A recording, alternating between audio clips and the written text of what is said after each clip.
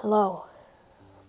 I suffer from obsessive-compulsive disorder, which is an anxiety disorder in which people have unwanted and repeated thoughts, feelings, and ideas, also behaviors. In other words, my life is a systematic pattern, but yesterday I experienced a flaw in my system. I awoke that morning in my lakeside home promptly at 6:45 a.m., as I do every morning. Before leaving my bedroom, I touched the doorknob 3 times. I had to. I needed to. On my way downstairs, I made sure not to touch the second step. Well, the second to the last step. I never touch that step. I just can't touch it. I made my usual breakfast of toast, scrambled eggs, and black coffee. I never eat anything else in the morning. I just only eat those 3. Turning on my iPad, I checked the local news headlines, like usual. But today, something was missing. I couldn't place my finger on it. Did I forget something? The strange feeling lingered.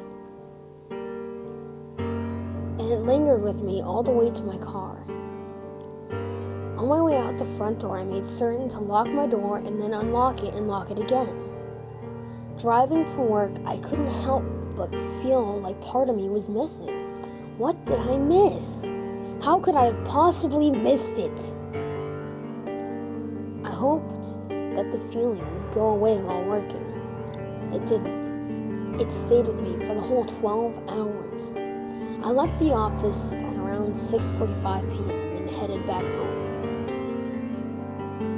About 25 minutes into my commute, I stopped for the red traffic light at the intersection at Marbury and Westway. But as the light turned from red to green, I couldn't help but feeling that strange sensation again. The only other person near me was the man driving behind me. He blared his horn for me to get going, but instead of accelerating, I just unrolled my window and motioned him to go around me. He did. I dreadfully sat there in my car, still stopped at the intersection. Something is seriously wrong. What am I missing here? I touched everything in the car, hoping that it would spark my memory. I touched the dashboard, the leather seats, the emergency brake, and I even touched the roof. It did nothing for me. My hands began to tremble as I slowly drove away. This isn't right. I don't like this.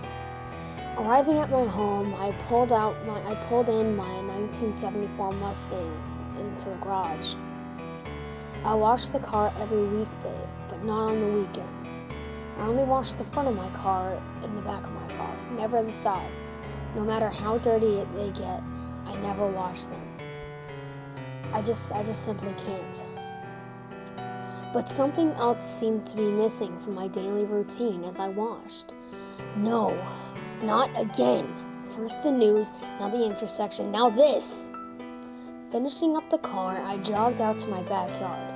Opening the tool shed, I felt yet another thing missing from my pattern. I screamed, "This isn't right! This isn't right! This isn't right!" I stumbled out of my shed and gazed out at the lake. It always seemed to calm me when my anxiety got out of control. But tonight, all I wanted to do was sleep. I needed to finish this day.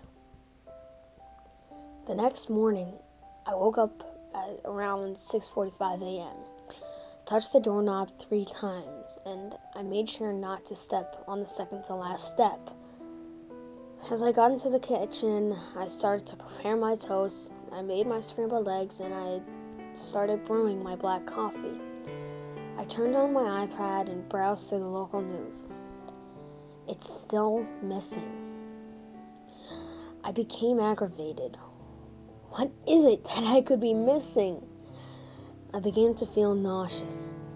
Hurrying out of the door in a vicious rage, I quickly locked my door, unlocked it, and then locked it again. Then I drove off to work. I tend to get a lot of work done when I'm upset, strangely enough. So at least I felt some accomplishment when I left my office at 6:45.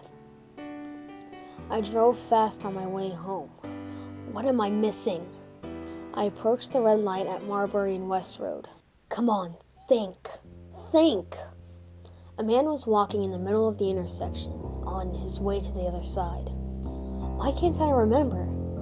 The man's head spun as he noticed my Mustang coming straight at him at 85 miles per hour. I noticed him too. A wave of horror crossed over my face as I watched him dive to one side. I swerved into the same direction, and a loud clunk was heard. I crushed the man underneath my vehicle.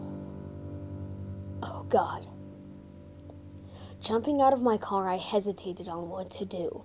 He just lay there writhing in agony, making horrendous, guttural sounds. I popped open my trunk to my Mustang, lifted the man screaming, and I headed him in. In agony, entering my garage, I made sure that I washed the blood off the front and the rear of my car. The sides were not necessary. After dragging his broken body out to my backyard, I jogged to the shed. Inside were garbage bags, cinder blocks, and a hacksaw. After dismembering the man, I was able to fit both the remains and a cinder block into a bag. Dropping him into the lake was all I had to do. The following morning, I made sure to wake up at 6:45 a.m. Touched the doorknob 3 times before skipping the second to last step on my way to the kitchen. While eating my toast, my scrambled eggs, and my black coffee, I browsed through the local news on my iPad. The top headline was, "Hit and Run Serial Killer Strikes Again." I smiled. Back to normal.